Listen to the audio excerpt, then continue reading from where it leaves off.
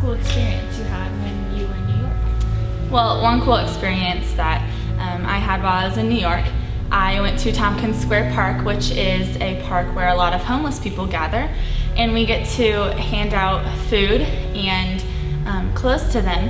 And I was in charge of handing out oranges and carrots.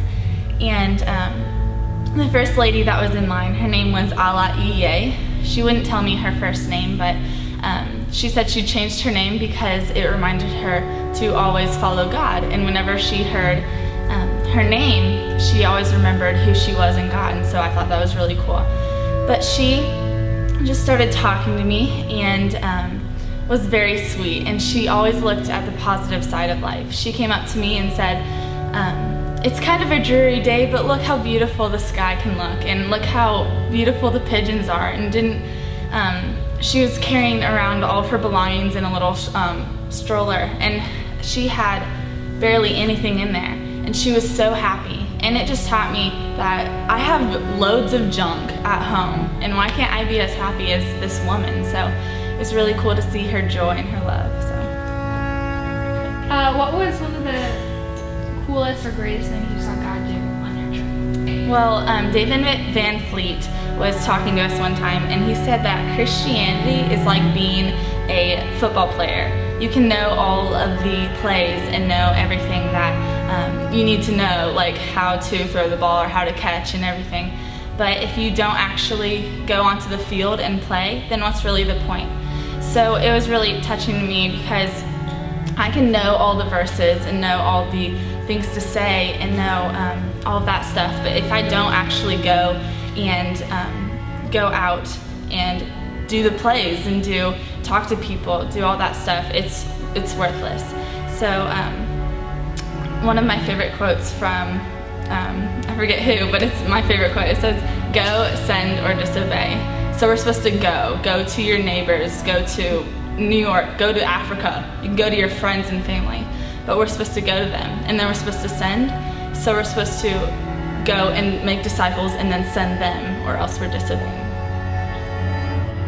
Okay, so one of the coolest experiences I had was on the very first day when Mr. Gaines gave us our Metro cards. He told us absolutely not to lose them. And so the first thing I did was I lost it, and I could not find it anywhere. I was frantically looking, and I was stuck outside the gate and I couldn't get in.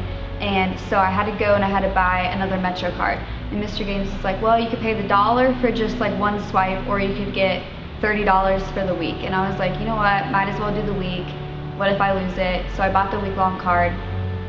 And as soon as I swiped it to go in, I looked in my purse and I found my other Metro card. Literally, it was right there in my purse.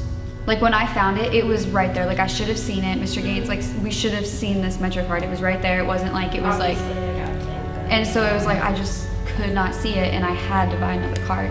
So there I was the first day with 2 Metro cards.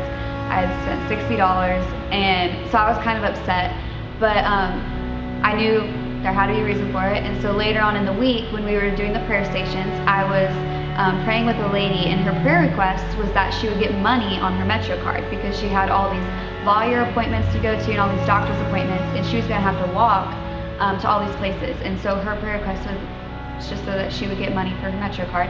And I think the other God thing was that for some reason I felt like I needed to get the whole week, because I was like, it's gone, like I dropped it, it's gone. So I bought the whole week one, which is what the girl needed. But the reason it sticks out is because I was pretty disappointed, because I mean I had only brought like $100, and that was $30 gone already the first day. So like later on in the week, the team started like collecting money, so we each pitched in like $2 and ended up paying for my Metro card, which was really cool, and it really surprised me. And we ended up donating that money to Brooklyn Tab. It just shows how God works in crazy ways when you think that everything's messed up. I don't know, He works it out.